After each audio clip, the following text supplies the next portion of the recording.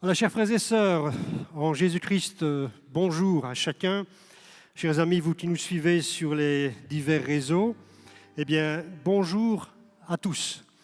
Et que ce matin, la grâce de notre Seigneur Jésus, qui a donné sa vie pour nous, que l'amour de Dieu le Père, en nous envoyant son propre Fils, et la communion que procure le Saint-Esprit, eh bien, soit avec chacun d'entre nous.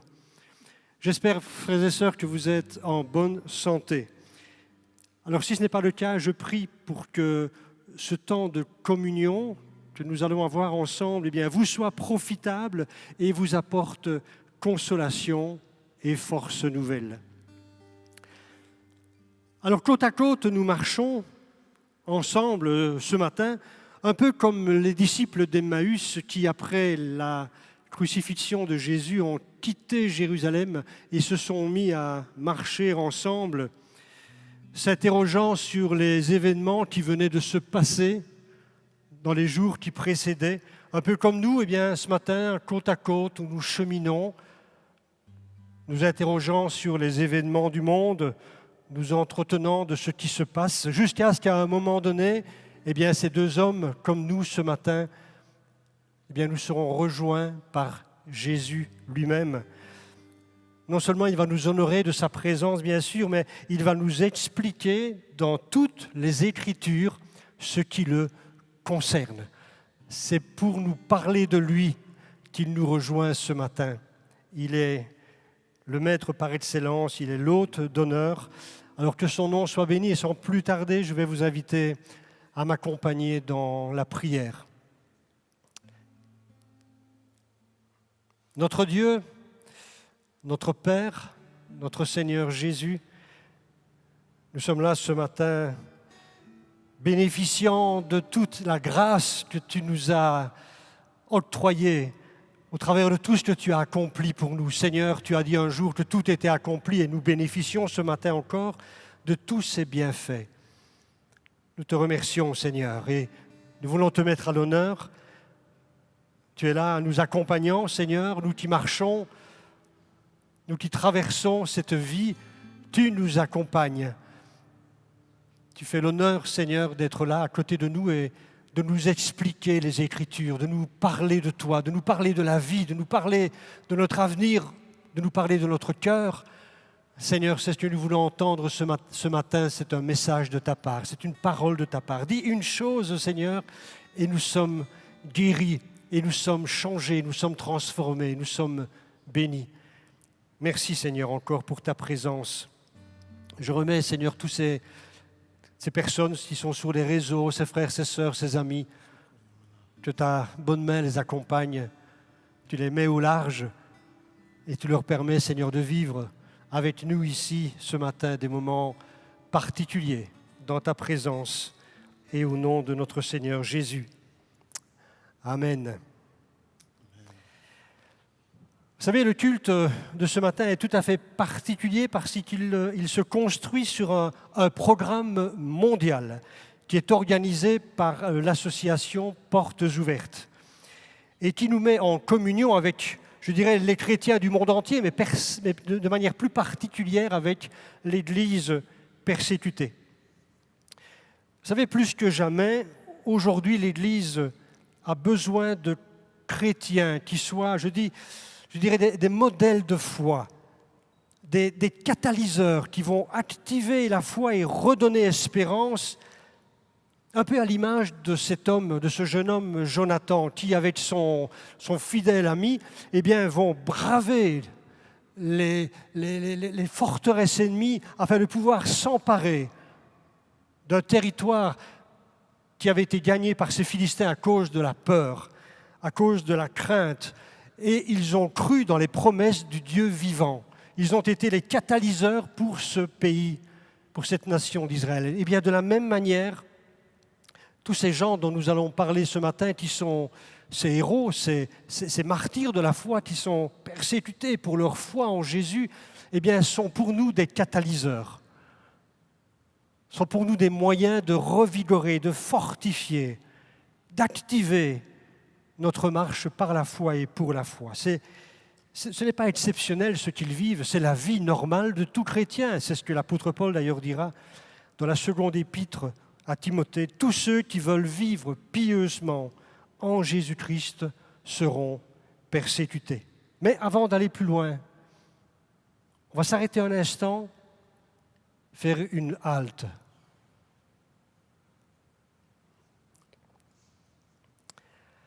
Stop.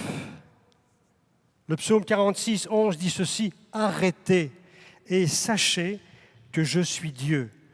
Je domine sur les nations, je domine sur la terre. » Voilà, ce verset nous rassure d'un côté, mais il a aussi un caractère un peu exigeant parce qu'il nous force à examiner nos vies et nos priorités devant Dieu. Parfois, nous sommes obligés d'arrêter nos activités à la suite d'une maladie, d'une blessure, d'un alitement. Par exemple, parfois nous devrions nous forcer à nous arrêter nous-mêmes. Pourquoi s'arrêter ? Eh bien, pour mieux connaître le cœur de notre Père et grandir dans la connaissance de notre Seigneur Jésus-Christ. L'Église persécutée a un message particulier à nous apporter sur ce sujet, car elle est, je dirais, de manière continuelle et de manière dure, opprimés. Plus de 260 millions de chrétiens dans le monde, vous m'entendez bien, plus de 260 millions de chrétiens dans le monde, soit un chrétien sur 8 est gravement persécuté pour sa foi en Jésus. Alors là, l'Église persécutée nous enseigne à ralentir le pas et à marcher au rythme de Dieu. Elle n'a pas d'autre choix. Elle est forcée de le faire. Alors cette expérience de confinement que nous vivons au niveau mondial, eh bien, nous a rapprochés de l'Église persécutée. Nous pouvons peut-être, à cause de cela, un peu mieux comprendre ce que vivent les chrétiens quand ils sont isolés en raison de leur foi ou même lorsqu'ils sont mis en prison. Comprendre la difficulté d'être soudainement, brutalement séparés de ses proches, sans savoir quand nous pourrons les revoir. Comprendre aussi que ces temps d'isolement peuvent cependant être tout aussi à la gloire de notre Dieu. Alors cette année, pour le dimanche de l'Église persécutée, nous voulons nous rappeler cette injonction à nous arrêter. Arrêtez, sachez que je suis Dieu, afin d'approfondir notre relation personnelle avec Dieu. Et avant de laisser toute la place à la louange, pour qu'elle puisse bien sûr envahir nos cœurs, vous voyez que nous avons préparé là-devant des chaises vides. Elles sont vides parce qu'elles symbolisent l'absence d'un frère, l'absence d'une sœur qui n'a pas ou qui n'a plus la possibilité d'aller à l'église à cause de son emprisonnement. Ces 4 personnes qui sont là, je vous en parlerai tout à l'heure. Et nous aurons l'occasion d'ailleurs de prier pour elles. Mais maintenant, nous allons laisser la place à notre Seigneur Jésus, que nous voulons louer, que nous voulons adorer, que nous voulons célébrer. Et merci au groupe de louanges de nous conduire dans cette adoration. Merci Seigneur pour cette belle journée. Comme a dit les pasteurs, notre Dieu domine les nations, notre Dieu domine les autorités, notre Dieu domine toutes les puissances du monde. Nous allons louer et dire, Seigneur, nous voulons te voir élevé parce que tu domines tout. Alléluia.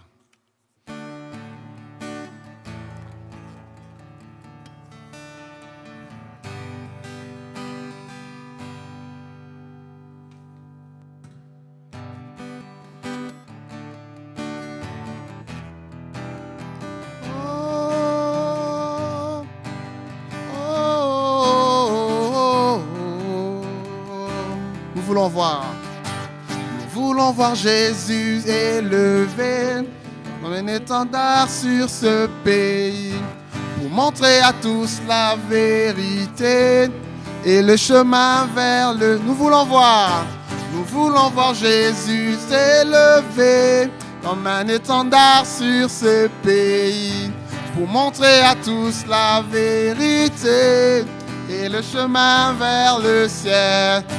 Nous voulons voir, nous voulons voir, nous voulons voir Jésus élevé. Nous voulons voir, nous voulons voir, nous voulons voir Jésus pas à pas allant de l'avant, peu à peu gagnant du terrain.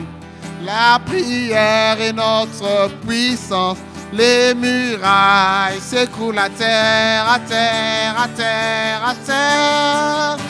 Nous voulons voir Jésus élevé comme un étendard sur ce fait, pour montrer à tous la vérité et le chemin vers le... Nous voulons voir Jésus élevé comme un étendard sur ce pays, pour montrer à tous la vérité et le chemin vers le ciel. Nous voulons voir, nous voulons voir, nous voulons voir Jésus. Disons-le encore. Nous voulons voir, nous voulons voir, nous voulons voir Jésus. Pas à pas, allant de l'avant, peu à peu gagnant du terrain.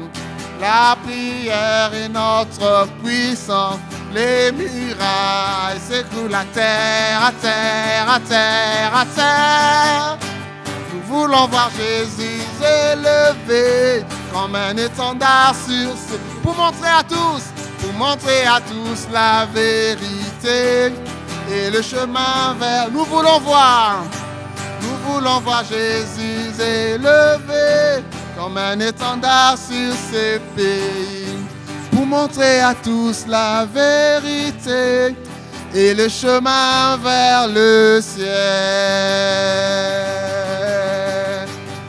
Alléluia. Jésus est le chemin et la vérité. Il a un nom au-dessus de tout autre nom, un nom qui dépasse tout, le nom par lequel nous avons été sauvés. Nous pouvons invoquer le nom de Jésus. Nous pouvons invoquer le nom de Jésus pour voir la grâce de Dieu se répandre encore sur nos vies, pour voir les vies être sauvées. Jésus soit béni. Sois béni, alléluia.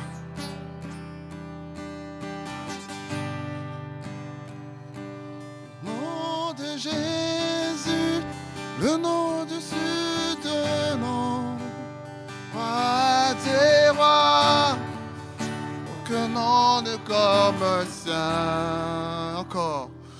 Le nom de Jésus, plus haut que tout le nom.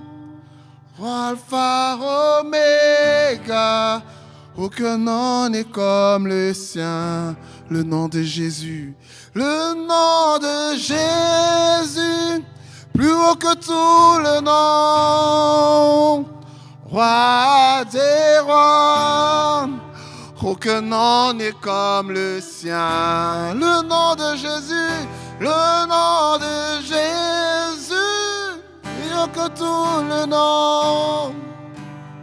Alpha, Oméga, aucun nom n'est comme le sien. Le nom de Jésus, le nom de Jésus, plus haut que tout le nom. Roi des rois, aucun nom n'est comme le sien. Le nom de Jésus, plus haut que tout le nom.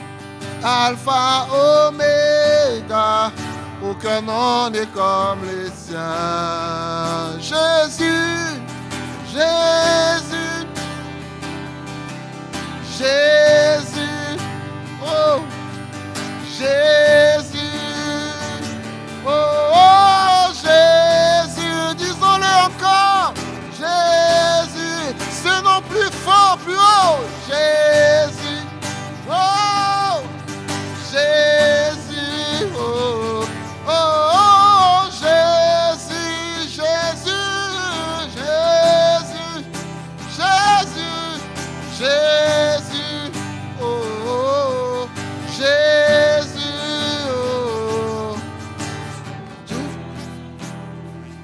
Le nom de Jésus, plus haut que tous les noms. Roi des rois, aucun nom n'est comme le sien. Le nom de Jésus, nom de Jésus, plus haut que tout le nom. Alpha, Oméga, aucun nom n'est comme le sien. Jésus, Jésus, Jésus, Jésus, Jésus, Jésus. Oh, oh, oh, Jésus, Jésus, Jésus, Jésus, Jésus. Oh, oh, Jésus, oh, Jésus, Jésus. Élevons le nom de Jésus là où nous sommes. Bénissons ce nom magnifique. Le nom de Jésus, le nom qui nous sauve, le nom qui libère, le nom qui transforme des vies, le nom qui rassure, le nom qui rassure, le nom qui rassure. Alléluia. Bénissons le nom de Jésus. Tu es bon, Seigneur. Ton nom, Jésus, le nom qui sauve, le nom de la vie, le nom de la victoire, le nom qui nous identifie à toi notre Père. Jésus, l'homme qui a tout accompli à la croix de Golgotha, il est mort, ressuscité le 3e jour par ta puissance, par ton esprit.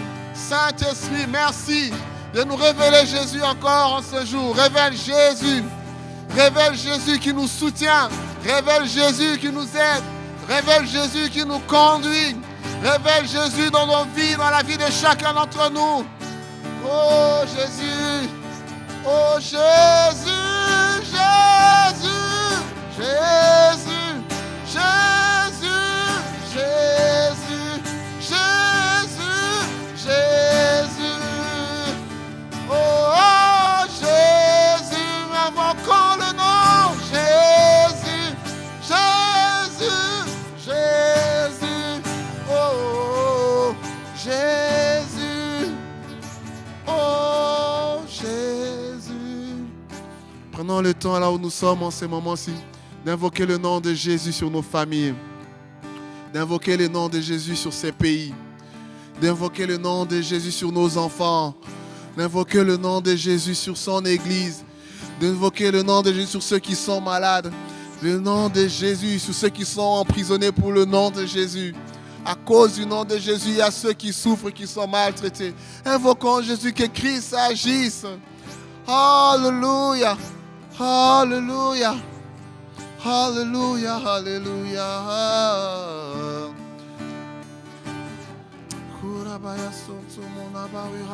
Alléluia. Merci Seigneur pour ta présence. Merci Seigneur Jésus pour ta main que tu étends. Merci Seigneur pour ta grâce Seigneur que tu répands. Alléluia. Alléluia. Alléluia. Alléluia. Alléluia. Jésus. Chez nous à la maison, là où nous sommes, Jésus, on peut juste fredonner ces noms. Jésus, disons-le encore. Jésus. Jésus. Encore. Jésus. Jésus. Oh, Jésus. Jésus. Jésus. Jésus. Oh, Jésus. Alléluia. Merci Seigneur. Merci Seigneur.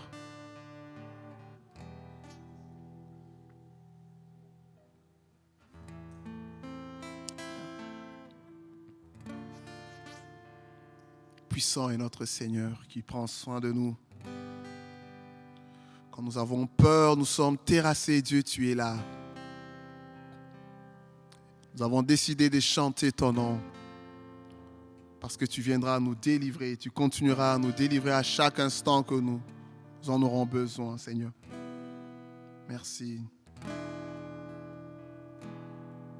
Mon seul abri, c'est toi, Seigneur. Mon seul abri, c'est toi.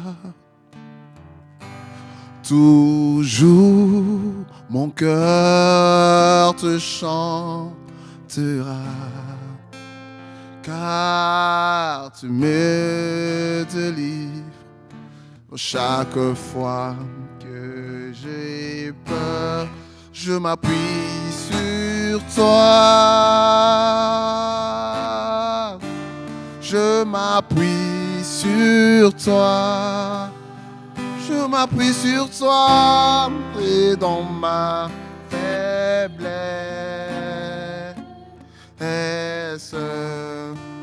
le Seigneur me rend fort.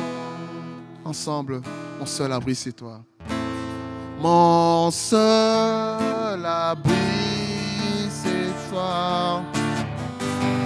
Toujours, mon cœur te chantera,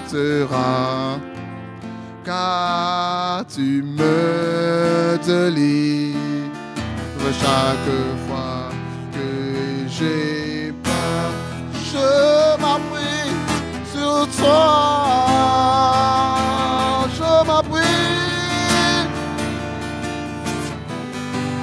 Oh, et dans ma faiblesse, et dans ma faiblesse,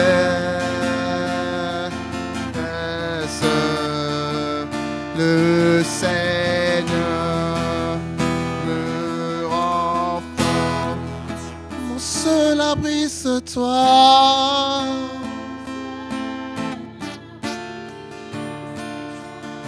Toujours, mon cœur te chantera, car tu me délivres chaque fois que j'ai peur.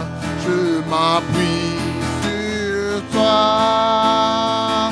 Oh, je m'appuie sur toi. Et dans ma faiblesse, et dans ma faiblesse, le Seigneur, il me rend fort. Je m'appuie sur toi. Je m'appuie sur toi. Oh, je m'appuie sur toi. Et Seigneur, tu me rends fort. Tu me rends fort. Mon seul abri, c'est toi. Oh.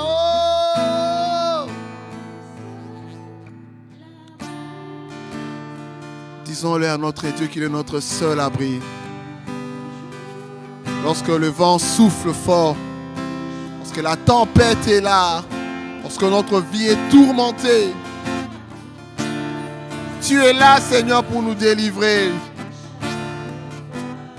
Merci pour tout ce que tu fais, Seigneur. Oh, sur toi. Dis à notre Dieu, Seigneur, je veux m'appuyer sur toi. J'ai décidé de m'appuyer sur toi en ce jour. J'ai décidé de te faire confiance et de compter sur toi. Te recommander mes fardeaux et mes soucis. Alléluia. Oh.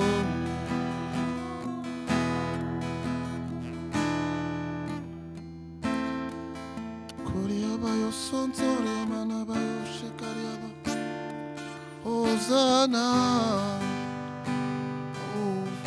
Élève le nom de Jésus. Présente ton problème à Dieu. Présente-le maintenant. Car Dieu est là. Dieu t'entend. Dieu te voit. Alléluia.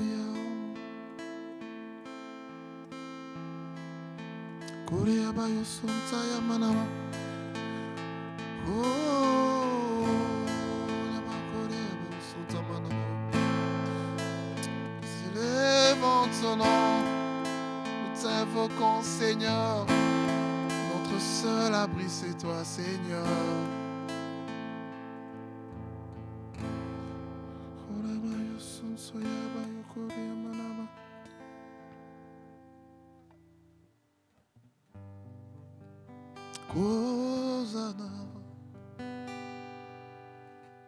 Qui nous appelle tes enfants, Seigneur.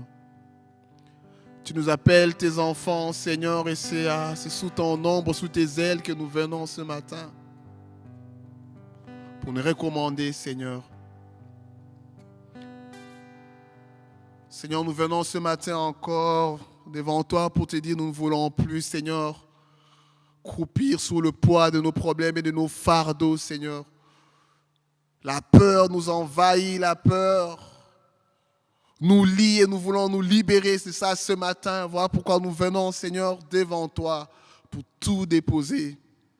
Parce que tu nous aimes, Seigneur. Tu nous aimes, Seigneur. Oh, alléluia. Oh, ya baba yokore aba usunta manaba. Oh Dieu d'amour, c'est toi. Tu nous aimes. Oh, oh, oh, oh, oh, oh, oh.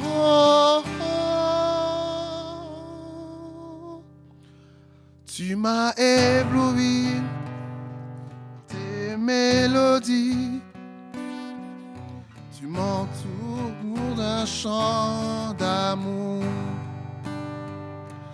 chant de délivrance devant mes ennemis. Que mes craintes s'enfuient, je ne suis plus esclave de la peur. Je suis enfant des dieux. Disons-le comme une parole de foi encore. Je ne suis plus esclave de la peur. Non, non, non. Je suis enfant de Dieu. Avant ma naissance, tu m'avais choisi, appelé par ton nom, adopté, tu es ta famille, ton sang coule dans mes veines. Esclave de la peur. Non, non, non, je suis enfant de Dieu.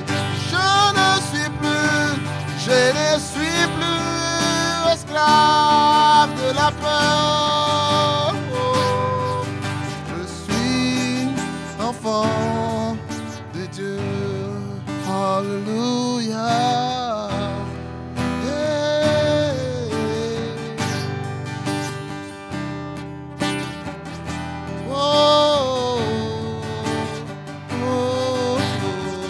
Ensemble. Oh, oh, oh, oh, oh, oh, encore. Oh,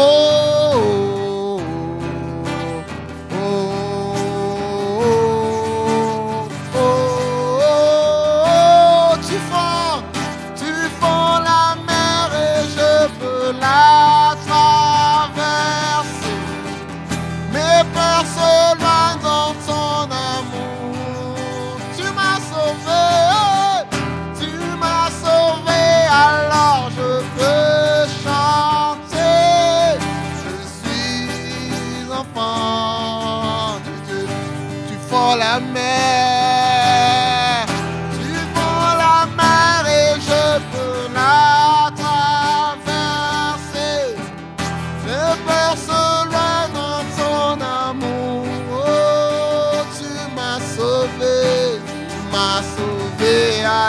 alors je peux chanter.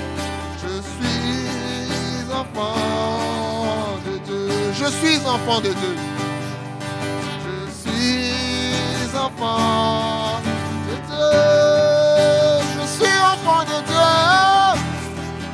Je suis enfant de Dieu. Disons-le encore. Je suis enfant de Dieu. Proclamons encore notre identité. Je suis enfant de Dieu. Je suis enfant de Dieu. Enfant de Dieu. Je ne suis plus esclave. Je ne suis plus esclave de la peur. Je suis enfant de Dieu. Je ne suis plus esclave de la peur.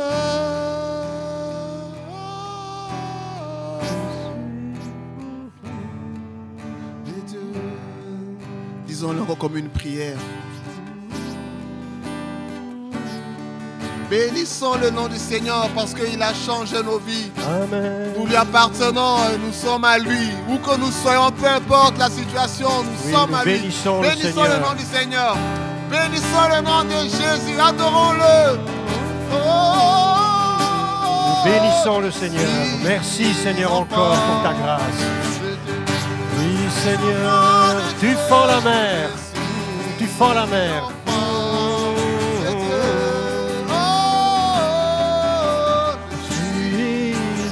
Tu fends la mer. Et ensemble on y va. Tu fends la mer et je peux la traverser. Mes pas sont loin dans ton amour. Oh, tu m'as sauvé. Tu m'as sauvé, alors je peux chanter. Je suis enfant Tu fends la mer. On y de va Dieu. ensemble. Oh, tu fends la mer, Seigneur. Tu fends la mer et je peux la traverser.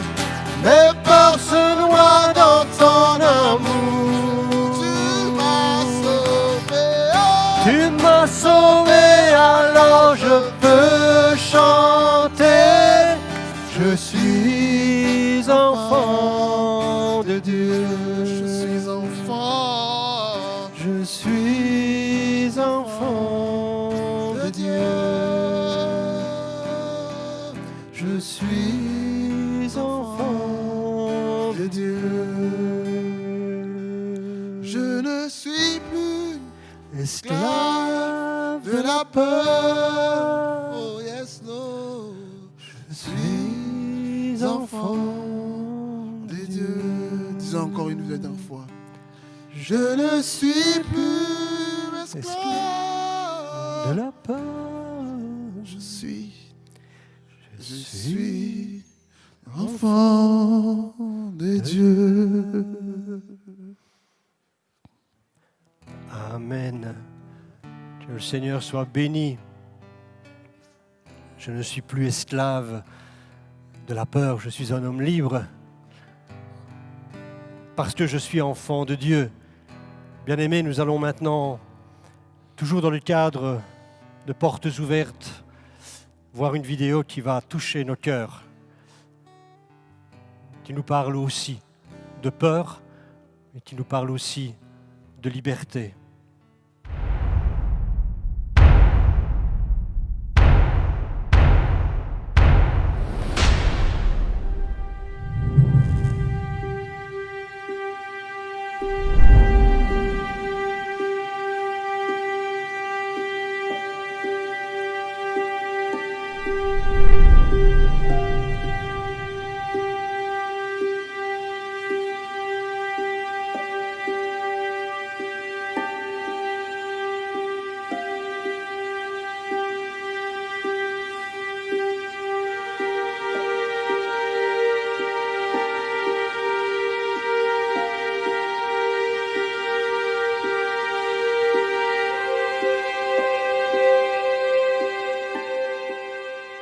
Wang Mingdao was probably the most significant leader of the Chinese church in the 20th century. Wang Mingdao fut probablement le responsable d'église chinois le plus important du XXe siècle. C'était un chrétien très célèbre établi principalement à Pékin.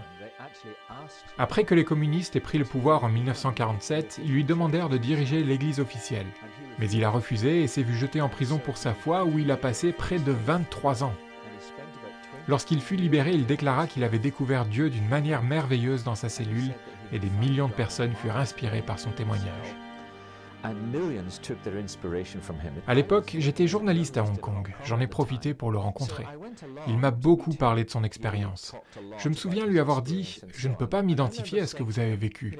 Si j'avais passé 23 ans en prison, j'espère que j'en serais ressorti avec une aussi grande foi que la vôtre, mais je n'en suis pas si sûr. » Et il m'a répondu « Vous ne devriez pas envier ce que j'ai vécu, parce que vous avez la chance de vivre dans un pays où des gens, sans doute des centaines d'années auparavant, sont morts pour vous donner cette liberté de culte. Vous ne devriez pas vous sentir coupable de ne pas avoir été enfermé dans une cellule comme je le fus. Cependant, a-t-il ajouté, il vous faudra peut-être construire votre propre cellule. » Il m'a alors posé tout un tas de questions au sujet de mon emploi du temps.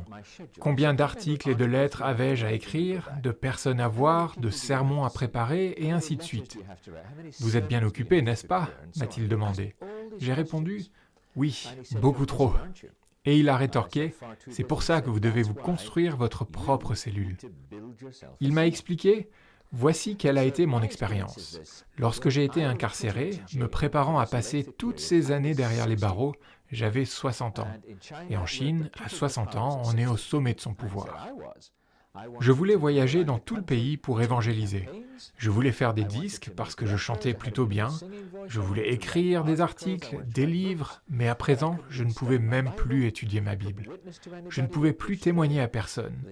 Tout ce que je voyais, c'était ma nourriture quotidienne qu'on passait à travers une fente dans la porte de ma cellule. Tout ce qui donnait du sens à ma vie de grand responsable chrétien m'avait été enlevé. Tout ce que je pouvais faire, c'était rester assis dans mon cachot. C'était très dur au début. Mais à la longue, cette captivité m'a permis de me recentrer sur Christ, parce qu'il y avait littéralement rien d'autre à faire. C'est ça le pouvoir de la cellule. C'est ça le pouvoir de la persécution. La persécution n'est pas une bonne chose en elle-même, mais la raison pour laquelle beaucoup de chrétiens persécutés rencontrent Dieu de manière bien plus profonde réside précisément dans le fait qu'ils ont été éloignés de toute distraction dans leur vie. Plus rien n'existe entre eux et Dieu à présent. J'ai dû apprendre à simplement recevoir tout de Jésus, ce qui n'était pas facile parce que j'étais un Chinois confucianiste. J'avais peur de Dieu. Pour moi, Dieu était un grand empereur à qui il fallait obéir, mais jamais un ami. C'était interdit, impossible. Mais pendant cette période, j'ai pu me concentrer sur le fait de recevoir l'amour de Dieu. Et l'amitié de Jésus est devenue la chose la plus importante dans ma vie. Je ne servais plus ce Dieu grand et puissant, mais je l'aimais, et il m'aimait. Et donc, me dit-il, à votre retour, vous aurez une tâche plus dure à accomplir. Il vous faudra construire votre propre cellule. Ce qu'il voulait dire par là, c'était qu'une cellule consiste à s'emprisonner seul à seul avec Dieu, concentré sur lui, balayant toute distraction. On pourrait discuter longuement sur les différentes manières de ralentir dans notre quotidien et de laisser la parole de Dieu nous imprégner, mais, en fin de compte, si notre foi chrétienne n'est pas une relation d'amour entre nous et Christ que nous ressentons et expérimentons, ça ne suffit pas. C'est indispensable, car c'est de là que découle ce que nous faisons.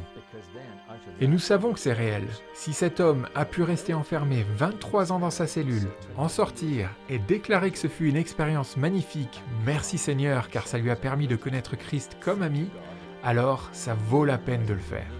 C'est peut-être même la chose la plus importante que nous ayons jamais à faire. This is worth doing. Perhaps the most important thing we can ever do.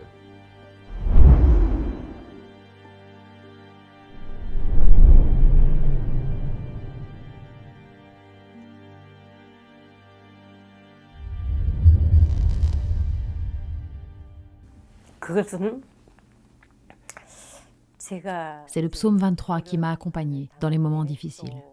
En prison, surtout quand les gens mouraient à mes côtés, quand tout semblait sans espoir, au milieu des persécutions, le Seigneur était mon pilier, il était mon phare. Chaque fois que j'étais au plus bas, je récitais ce psaume. Je marchais dans la vallée de l'ombre de la mort, comme dit l'Écriture.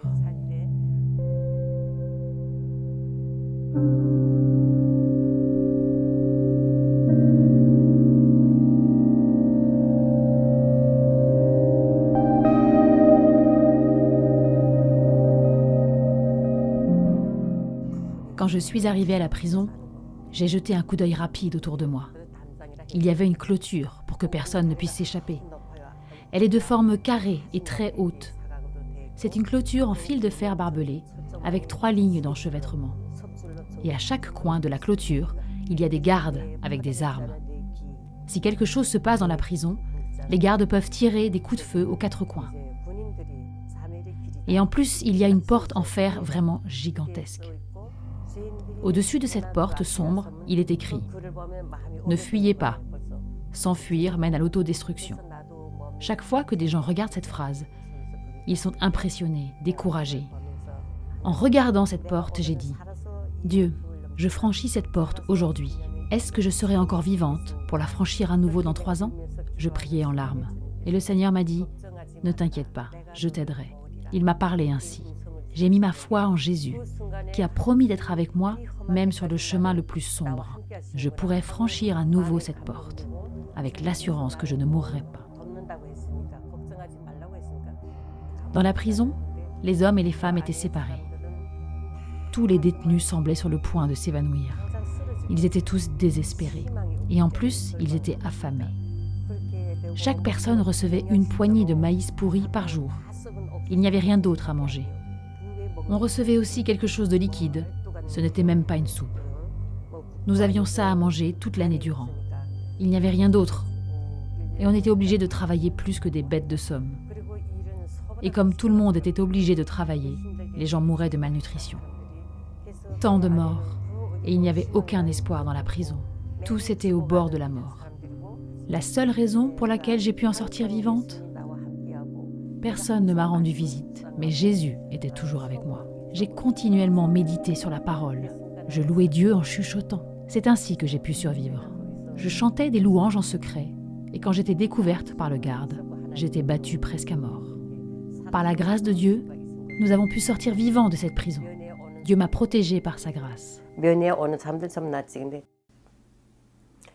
나 같은 죄인 살리신 주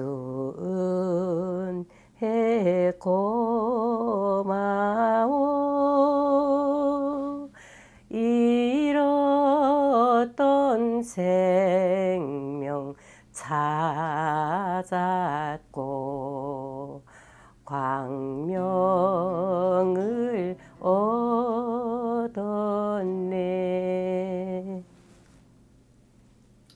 Alors que je chante Amazing Grace, de plus en plus, je réalise que c'est la grâce de Dieu qui m'a conduite à Jésus. Je me rends compte à quel point j'étais pécheresse. Après avoir connu le Christ, Dieu m'a fait grandir dans la prison comme le feu purifie l'or. Dieu m'a donné une foi qui est comme de l'or pur. Je suis tellement reconnaissante qu'il m'ait donné la foi de ne regarder que lui et de l'aimer lui seul. C'est pourquoi je pleure chaque fois que je chante cet hymne, parce que je suis si reconnaissante pour sa grâce. Se concentrer sur Jésus-Christ afin de suivre sa volonté sur cette terre, me consacrer et être prête à donner ma vie, c'est ça la foi. Vivre pour sa gloire et lui donner ma vie. Et aussi avoir confiance en toutes ses promesses. J'espère pouvoir conserver une telle foi.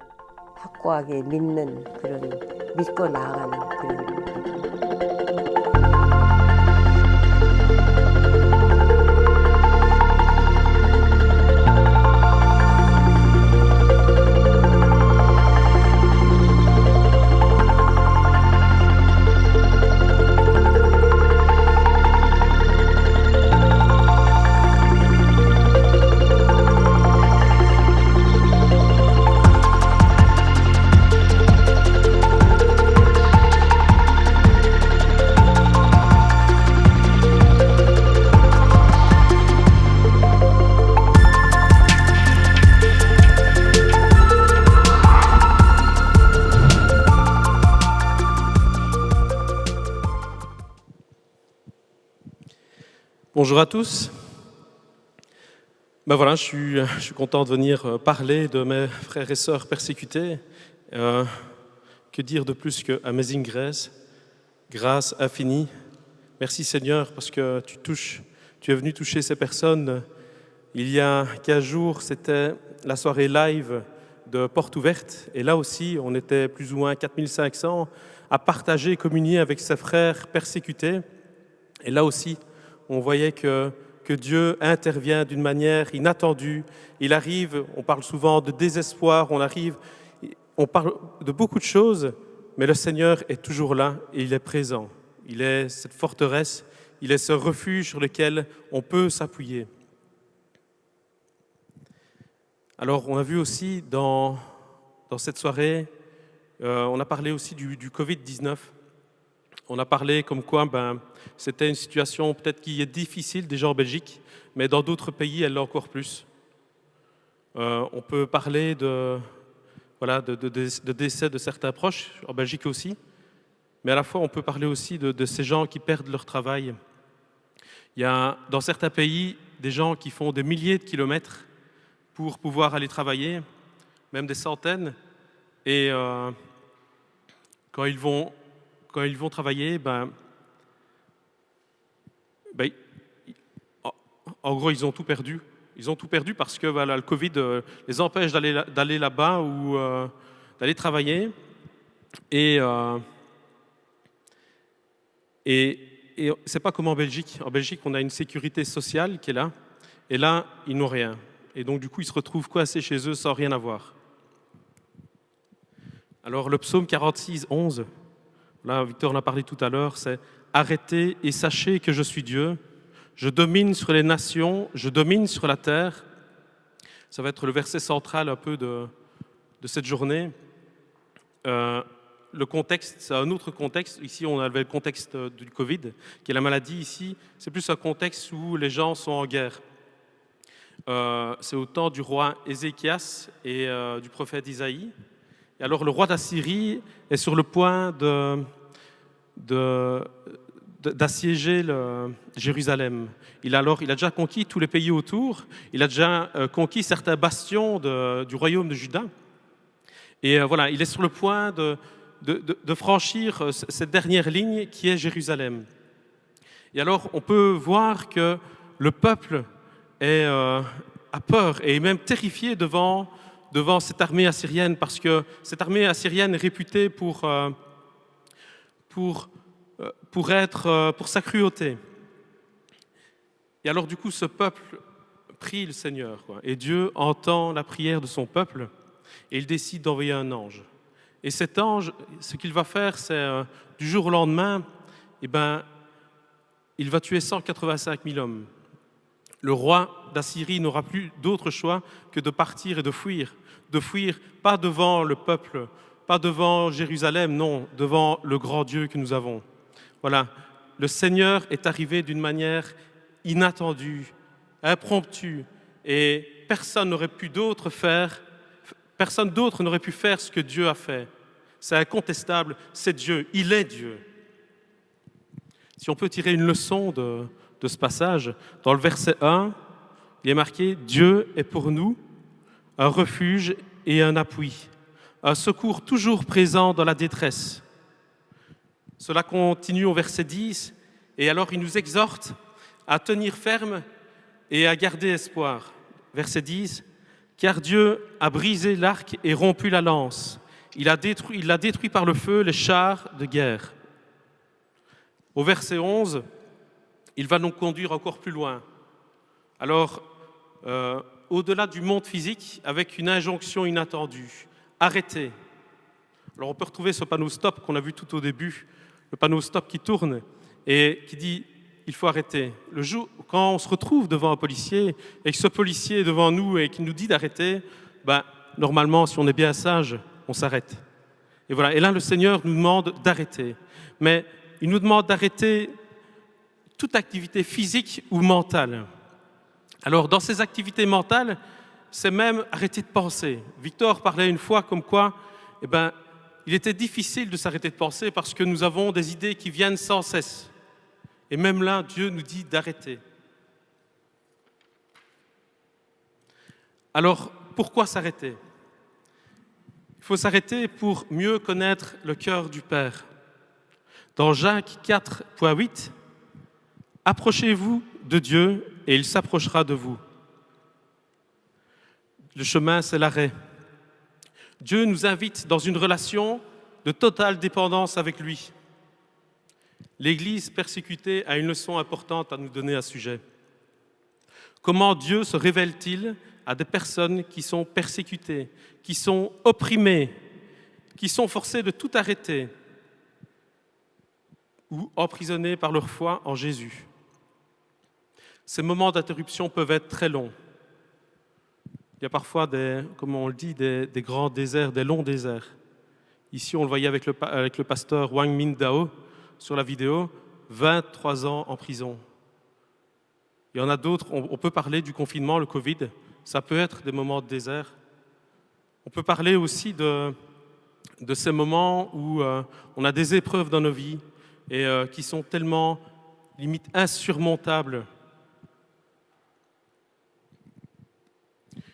Il faut apprendre à vivre au rythme de Dieu. Alors, il y a deux solutions. Soit je m'arrête de moi-même pour rentrer dans la connaissance de Dieu, soit c'est Dieu qui m'arrête et il m'impose une période forcée. Bien souvent dans la Bible, nous pouvons voir que c'est Dieu qui arrête les hommes. Notre rythme n'est pas celui de Dieu.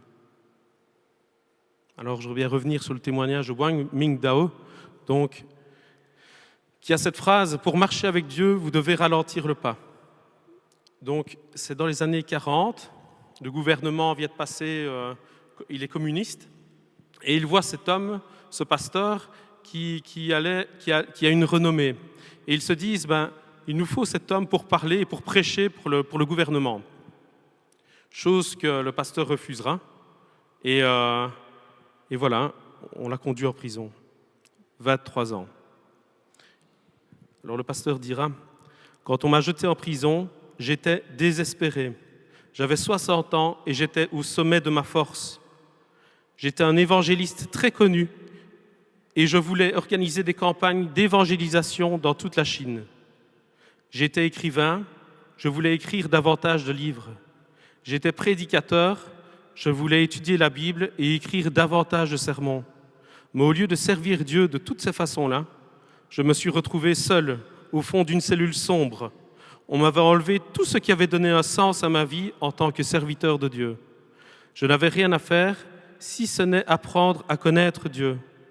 Et pendant 20 ans, j'ai eu avec Dieu la plus belle relation de toute ma vie. La cellule a été le moyen que Dieu a utilisé. Je reviens sur ces deux dernières phrases. Et pendant 20 ans, j'ai eu avec Dieu la plus belle relation de toute ma vie.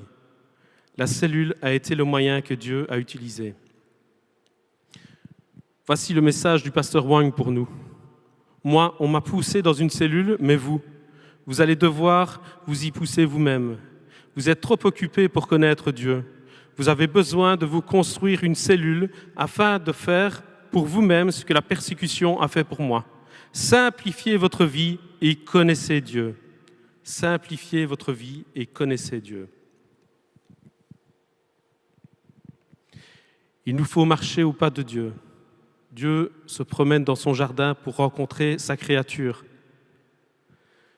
Nous avons d'abord été créés, la première chose pour laquelle nous avons été créés, c'est pour rentrer en communion avec Dieu.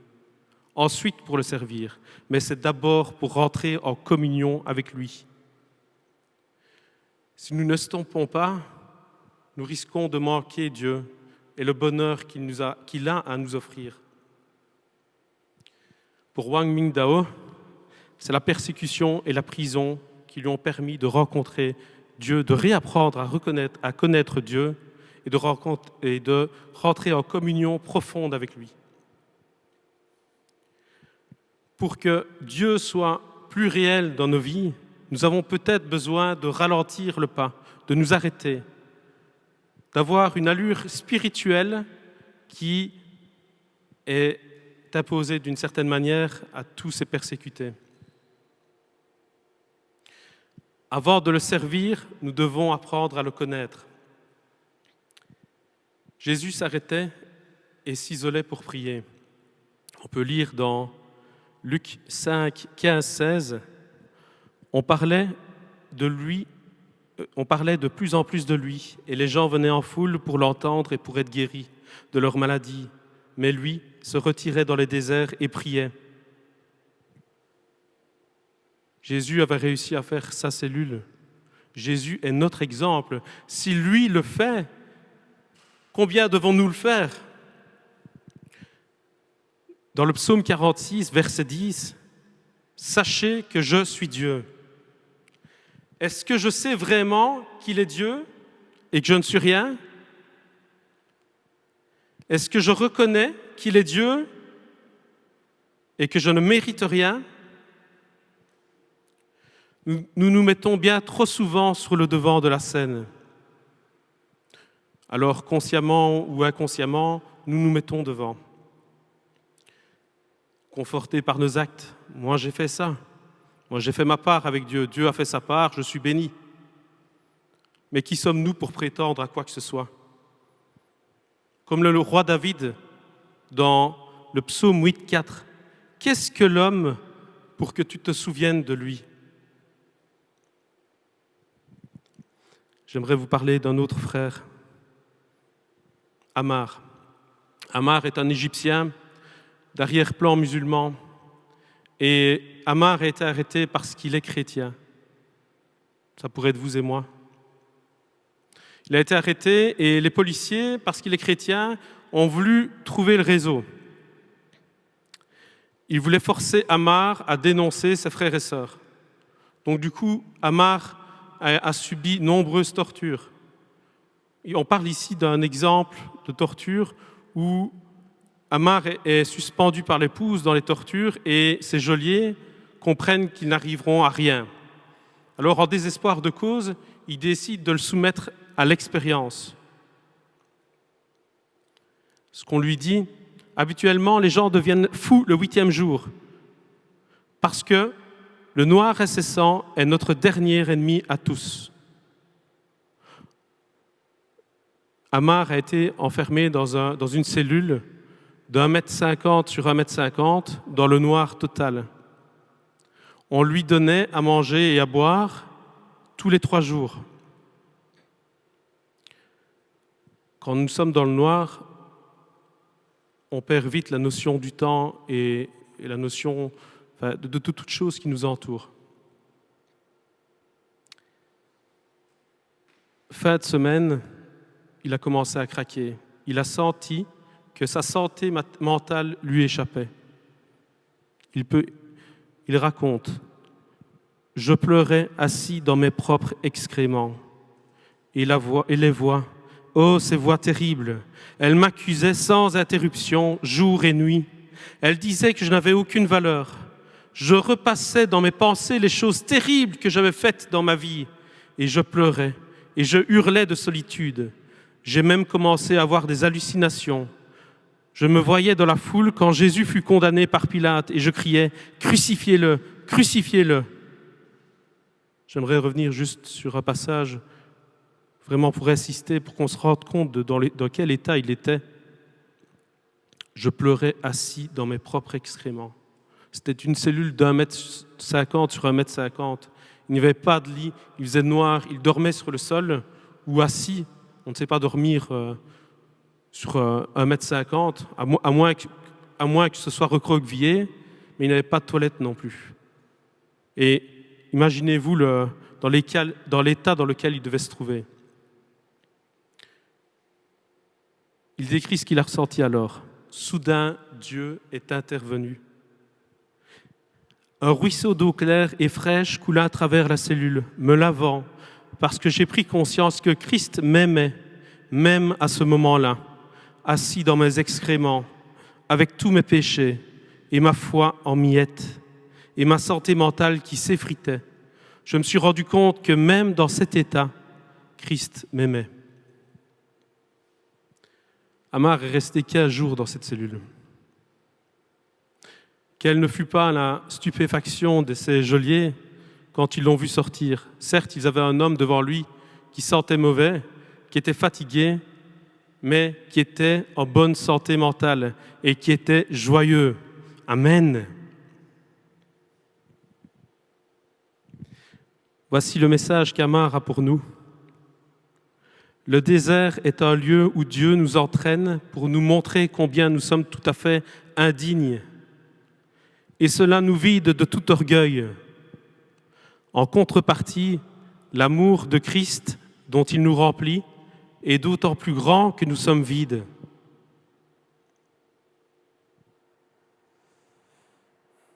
Comme Amar, nous avons besoin de reconnaître que Dieu est Dieu, que nous sommes indignes et que nous avons tellement besoin de lui.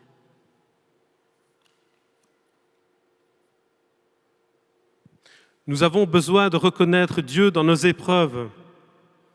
C'est vrai que Dieu parfois nous conduit dans le désert, mais c'est pour que nous nous rendions compte de qui il est et de qui nous sommes. C'est sûr, nous sommes indignes, mais c'est souvent lorsque nous sommes impuissants que Dieu agit.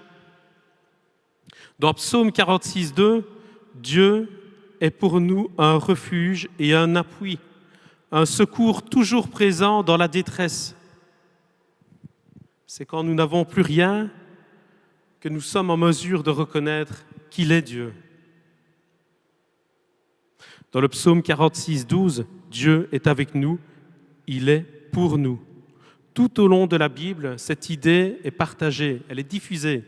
Dans le Psaume 101, 3, « Acclame l'Éternel, ô terre tout entière, servez l'Éternel avec joie, entrez en sa présence avec des chants joyeux. Sachez que c'est lui seul, l'Éternel qui est Dieu. C'est lui qui nous a fait, nous lui appartenons et nous sommes son peuple, le troupeau de son pâturage. » Quelle est notre attitude ?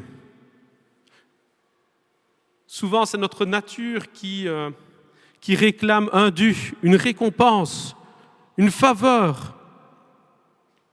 Mais la Bible nous dit que ces choses nous seront données dans le ciel. 1 Pierre 5, 4. « Et lorsque le souverain pasteur paraîtra, vous obtiendrez la couronne incorruptible de la gloire. » C'est l'éternité. Nous avons cette assurance que nous avons l'éternité, cette couronne incorruptible. Si nous avons tout, que devons-nous réclamer ? Que dit la Bible ? Quel est mon rôle et ma position sur cette terre ? La Bible dit que je suis un serviteur. Elle dit même que je suis un serviteur inutile. Dans Luc 17, 7, 10, « Supposons que l'un de vous ait un serviteur occupé à labourer ou à garder le troupeau. En le voyant rentrer des champs, lui direz-vous « Viens vite, assieds-toi à table » ? Ne lui direz-vous pas plutôt « Prépare-moi mon dîner, mets-toi en tenue pour me servir jusqu'à ce que j'aie fini de manger et de boire. Ensuite, tu mangeras et tu boiras à ton tour. » Le maître doit-il une reconnaissance particulière à cet esclave parce qu'il a fait ce qui lui était demandé ? Bien sûr que non. Il en est de même pour vous. Quand vous aurez fait tout ce qui vous est commandé, dites « Nous ne sommes que des serviteurs sans mérite particulier. Nous n'avons fait que notre devoir. » En face d'une telle grâce, nous ne pouvons être que reconnaissants. Peu importe les épreuves, nous devons être reconnaissants. Comme le disait cette sœur à la fin de la vidéo, « Amazing Grace, grâce infinie ». Cette reconnaissance, même à travers l'épreuve, elle est là et elle est reconnaissante et elle loue Dieu. Si Dieu nous arrête, c'est pour nous dire quelque chose. C'est pour nous bénir et nous faire grandir. Voici le témoignage du pasteur Oyea. Alors, c'est dans les années 1975. Et Oyea a fondé une église. Cette église, elle s'appelle Tra Cao Van. Et c'est dans le sud du Vietnam. Alors, ce pasteur, c'est un pasteur acharné. Tous les matins, à l'église, il y a une réunion de prière de 3 à 5 heures du matin. Tous les soirs, il y a une étude biblique. Tous les mois, il y a plus ou moins 80 à 100 personnes qui donnent leur vie à Dieu. Sur un an, il y a à peu près 800 personnes qui ont donné leur vie en Jésus. Au bout de 3 ans, l'Église comptait 5000 fidèles. En 1983, le gouvernement a confisqué toutes les Bibles. Il a confisqué tous les recueils des chants. Il a fermé l'église, il a mis des serrures dessus et il a envoyé le pasteur Oyea en prison. Le pasteur s'est retrouvé 6 ans dans une cage en fer. Pour vous décrire un peu la situation, au Vietnam, c'est un climat tropical. Et donc, du coup, il était dans une sorte d'atmosphère où il était rempli de moustiques. Donc, dans sa cellule, on peut lire comme quoi la cellule grouillait de toutes bêtes en tout genre. Il y avait les moustiques, il y avait les sangsues, il y avait les cafards. Et il a vécu pendant 6 ans comme ça. Il vivait avec d'autres prisonniers aussi qui se battaient sans cesse. Ils avaient faim, ils mangeaient de la nourriture avariée. Il y avait des maladies aussi. Il a été isolé, un jour on l'a amené, il a été isolé pendant 16 mois où il n'a plus vu personne. Malgré tout cela, ça ne l'a pas arrêté. Et durant ces 6 ans, plus ou moins 96 personnes ont donné leur vie à Jésus. Il n'est jamais tombé malade. Amen. Voici le message de Oyea pour nous. J'ai une théologie très simple. Quand vous avez des problèmes, priez. Quand vous avez plus de problèmes, priez davantage. Il a également souligné la valeur de la prière dans l'Église et la nécessité de rendre grâce en tout. D'ailleurs, avant de sortir de prison, il a marqué un verset sur le mur. Sur ce mur, on pouvait lire « En toutes choses, rendez grâce à Dieu ». Peu importe les circonstances, nous voyons des hommes qui ont vécu des choses abominables, qui ont souffert et qui ont eu sûrement des moments peut-être où ils étaient au fond du gouffre. Mais en toutes choses, rendez grâce à Dieu. Voilà comment il conclut les choses. En conclusion de tout ça, on pourrait peut-être revenir sur les paroles de Wang Mingdao. Il nous faut marcher avec Dieu et ralentir le pas. Il faut pouvoir s'arrêter. Il faut absolument qu'on simplifie notre vie. On vit parfois une vie effrénée. Et même quand on s'arrête physiquement, notre cerveau il n'arrête pas. Nous avons été créés, premièrement, pour communier avec Dieu et deuxièmement, pour le servir. Si nous ne nous stoppons pas, nous risquons de manquer Dieu et le bonheur qu'il a à nous offrir. Alors, 2 choix s'imposent. Soit je m'arrête, un peu comme Jésus qui s'isolait et qui priait, qui avait construit sa propre cellule, je construis ma propre cellule et je rentre en communion avec Dieu. Soit je subis peut-être une période forcée de Dieu et qui n'est pas rose.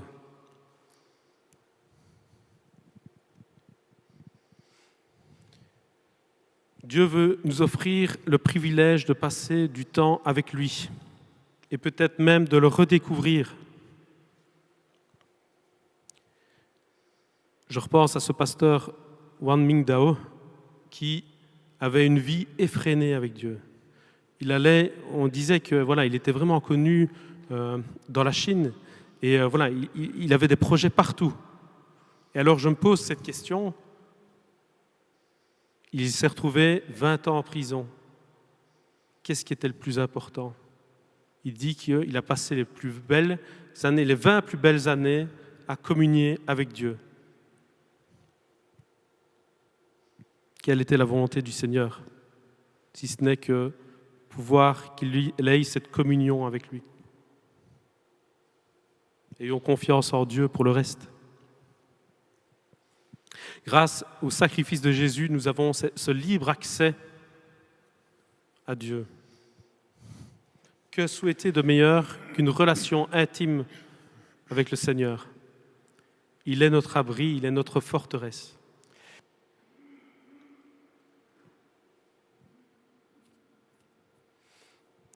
On va prier un instant ensemble.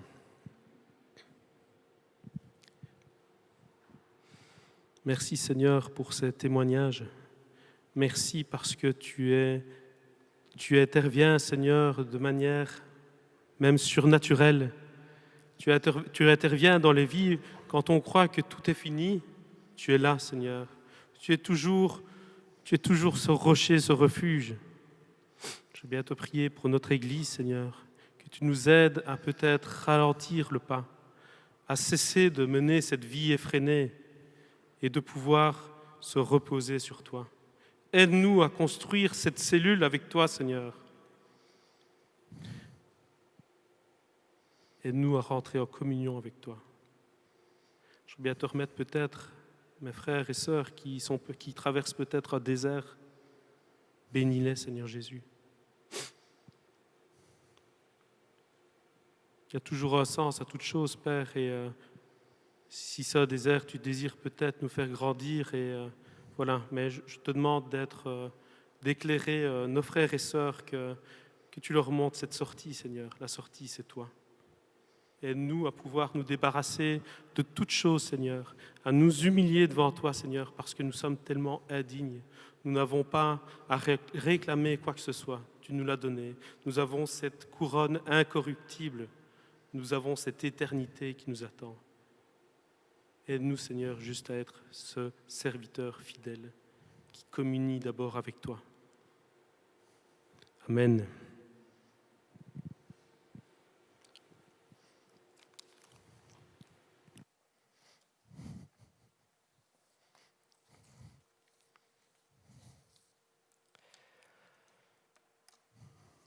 J'aime cette image de se construire une cellule dans laquelle nous pouvons librement nous réfugier en Christ Jésus. Vous savez, nous sommes là, et ici dans cette salle, vous êtes là devant votre écran, et nous entendons ces témoignages. Nous avons parfois l'impression de nous retrouver face à un film dramatique, ou peut-être face à une de ces séries télévisées, où l'on peut voir des tas de gens emprisonnés, des tas de gens commettre des délits, etc. Et puis nous entendons ces témoignages d'hommes, de femmes qui se retrouvent dans une cellule d'1,50 m, 2-3 mètres carrés, et nous posons la question de savoir, mais qu'est-ce qu'ils ont fait que pour mériter un tel sort? Ont-ils tué? Ont-ils massacré? Ont-ils fait les choses indignes? Ont-ils été incestueux? Ont-ils violé, violenté? Non, simplement, la seule chose qu'il leur est reproché, c'est d'avoir un jour mis leur confiance en Jésus. C'est le seul mal qu'on puisse leur reprocher. Alors pour nous qui sommes bien sûr dans ce certain confort, et nous bénissons Dieu bien sûr pour ce confort, il nous est peut-être difficile de nous mettre à leur place. Mais allons plus loin que simplement le fait de regarder, d'écouter. Et si nous passions à un moment donné maintenant à l'action? Et je vous invite à 2 actions particulières, 2 actions concrètes, pratiques. La première, c'est de faire une place, si vous voulez bien, dans l'Église, mais aussi dans nos cœurs, pour ces chrétiens qui sont emprisonnés pour leur foi, à l'heure actuelle encore. Je ne parle pas de gens qui ont été emprisonnés, libérés. Non, il y a encore actuellement des milliers et des milliers de chrétiens, de nos frères, de nos sœurs, qui vivent l'emprisonnement en raison simplement de leur engagement envers Jésus-Christ. de ces chrétiens qui subissent des humiliations, isolement, torture. Le but simplement, c'est de les amener à renier leur foi en celui qui a sauvé leur âme. Alors bien sûr que pour eux et pour leur famille, savoir qu'ils ne sont pas oubliés est très précieux. Ce matin, nous ne voulons pas les oublier. Ce culte est organisé pour eux. Nous sommes avec eux. Mais maintenant, de manière concrète, j'aimerais vous engager, bien-aimés, à prier. Et plus particulièrement pour 4 d'entre eux. Nous pourrions bien sûr, et mon frère l'a fait, il a prié pour tous ses frères et sœurs qui vivent des temps difficiles, l'Église persécutée, mais j'aimerais que maintenant nous nous arrêtions pour ces 4 personnes qui sont là, symboliquement représentées par ces chaises vides, mais il y a leur visage. Priez pour Alimjan Yimit, ce Chinois qui est emprisonné depuis 2008 à cause de sa foi, condamné à 15 ans de prison. Priez aussi pour Kiflou Gebremeskel, un Érythréen, en prison lui depuis 2004. À cause de quoi? Eh bien simplement de sa foi. Et ce pasteur d'ailleurs n'a jamais eu de procès. Priez aussi pour un frère iranien, Mohamed Wafadar, en prison depuis juin 2020, et il est condamné à 5 ans de prison. À cause de quoi? Simplement à cause de sa foi en Jésus. Et aussi intercéder pour une dame pakistanaise, Shagufta Kausar, en prison depuis 2013, à cause de sa foi toujours, est condamnée à mort, ainsi que son mari. Ce sont des cas concrets que ceux-là. Et vous voyez, ces 4 personnes, nous allons non seulement maintenant intercéder pour elles, mais vous allez recevoir en même temps que le lien du culte, vous recevrez aussi ces photos. Elles circuleront sur votre smartphone, sur vos écrans, votre ordinateur, et ainsi, nous pourrons concrètement prier pour eux, non seulement à la maison, mais je vous encourage à le faire pendant ces temps d'objectif 242. Vous savez, ce projet que nous avons dans l'Église, non seulement de prier pour le quartier et les besoins de la communauté, mais incluez ces 4 personnes dans votre circuit de prière. Incluez-les. Et tous les jours, quelqu'un sera là pour intercéder pour ces personnes. Mais nous allons le faire maintenant, tous ensemble. Alors inclinons-nous et prions. Prions pour ces bien-aimés. Seigneur notre Dieu, nous nous présentons devant toi, recouverts par le sang de Jésus. Toi qui es ce Dieu plein de compassion et de miséricorde, c'est ainsi que tu t'appelles, que tu te nommes, toi qui es riche en bonté, toi qui es riche en fidélité, toi dont la main n'est pas trop courte pour sauver, ni ton oreille trop dure pour entendre les voix de ceux qui crient vers toi. Alors ce matin, notre Seigneur, entends notre prière en faveur de ces bien-aimés, Alimjam, Kiflou, Mohamed, Shagufta. Seigneur, il réclame que justice soit faite sur la terre comme elle est faite au ciel. Selon la prière que tu nous as apprise dans notre Seigneur Jésus, que ta volonté, que ta justice soit faite sur la terre comme elle est faite dans le ciel. Seigneur, fais grâce et accélère leur libération. Et s'ils doivent encore supporter l'épreuve dans cet emprisonnement, je prie, Seigneur, nous prions que tu les secours et que tu accomplisses tes promesses envers eux. Promesses qui disent que jamais ils ne seront tentés au-delà de leur force, mais toujours tu leur donneras, Seigneur, le moyen de pouvoir se sortir de ces situations difficiles et pénibles. Seigneur, fortifie leur foi et fais leur grâce, ainsi qu'à leur famille, ainsi qu'à leurs proches, ainsi qu'à leur communauté. Et tout cela, Seigneur, pour qu'un jour ta gloire soit manifestée dans leur vie. Seigneur, que ta volonté soit faite. Bénis-les abondamment. Nous avons prié, Seigneur, dans le nom de Jésus-Christ et pour ta gloire. Amen. Amen. Voilà, nous pensons et continuons à prier pour eux. Une seconde action que nous allons faire concrètement, eh bien, c'est une offrande. Voilà, c'est le temps de l'offrande. Et un projet sur le terrain se met en place. Vous savez que pour nous qui sommes ici en Belgique, il n'y a pas de problème pour se procurer des Bibles. Et très probablement, avez-vous chez vous une ou plusieurs Bibles avec des concordances, avec des Bibles de différents modèles, et vous aimez comparer les unes aux autres, les versions Louis II 1910 à la version moderne de Louis II 21. Vous savez, on a beaucoup de versions différentes. Et il y a des pays, en Asie, des endroits où la Bible est une denrée absolument rare et précieuse. Et c'est justement pour pouvoir se procurer des Bibles et les envoyer là-bas, dans certains pays d'Asie, que nous voulons nous mobiliser maintenant au travers d'une offrande. Offrir une Bible aux chrétiens d'Asie qui n'en ont pas. En Asie, par exemple, en Asie centrale, les Bibles sont confisquées par la police. En Chine, le régime veut adapter la Bible à la ligne du Parti communiste, changer la Bible. Quel affront! Au Myanmar, les convertis cherchent désespérément à avoir une Bible. Le numéro de compte s'affiche maintenant sur votre écran. Vous le connaissez, alors donnez. Soyez généreux. Cet argent ira là où il doit aller, c'est-à-dire à cette association Portes Ouvertes.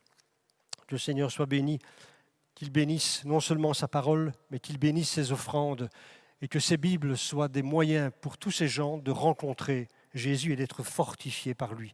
Et puis une dernière chose, si vous voulez bien, si vous désirez rester en contact avec Portes Ouvertes, vous désirez recevoir les informations, recevoir des témoignages comme ceux que Nathan nous a présentés tout à l'heure, recevoir des sujets de prière et aussi des réponses à ces prières. Quel est le niveau actuel de persécution dans le monde? Eh bien, au travers de ces informations que vous pouvez recevoir, eh bien, vous renvoyez ce coupon qui vous sera aussi communiqué en même temps que les données du culte, que vous complétez. Et vous pourrez ainsi, je pense, être encore plus au courant et suivre de plus près ces évolutions. Voilà, bien-aimés, nous arrivons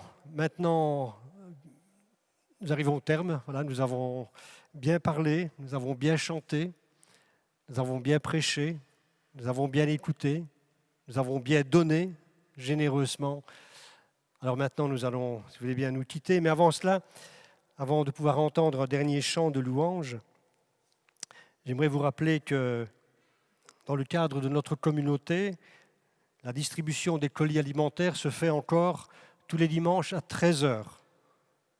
N'hésitez pas à aller voir les responsables si vous avez un besoin alimentaire. Je vous rappelle aussi que la mission possible, objectif 242, se continue. Nous sommes au jour 18, il en reste encore 224, mais toutes les cases ont été remplies magnifiquement. Et parfois, il y avait même 5 groupes qui circulaient sur un seul jour. Pour la semaine prochaine, tout est déjà complet, mais il y a encore de la place pour les semaines qui suivent. N'hésitez pas, inscrivez-vous et puis priez. C'est un excellent moyen de garder la communion avec le Seigneur, de garder la communion avec la communauté, et aussi c'est un moyen de nous intéresser aux autres. Et puis une dernière chose, si vous voulez bien, ce mardi, vous recevrez une méditation particulière au cœur de la Bible. Voilà, nous reprenons pour une saison 2.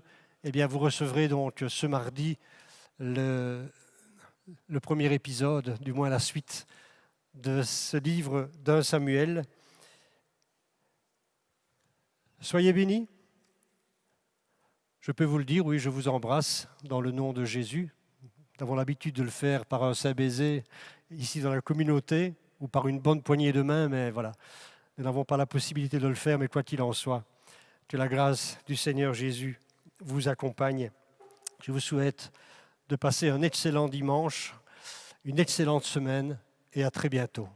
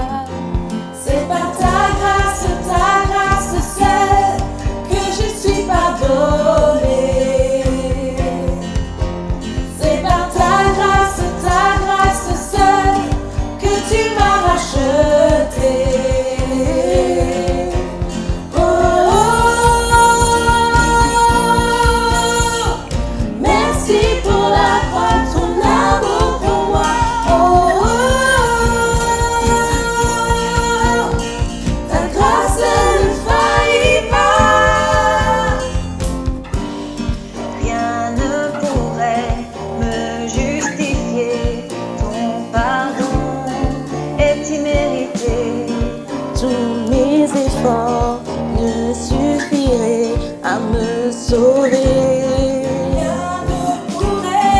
Rien ne pourrait me justifier. Ton pardon est immérité. Tous mes efforts ne suffiraient à me sauver.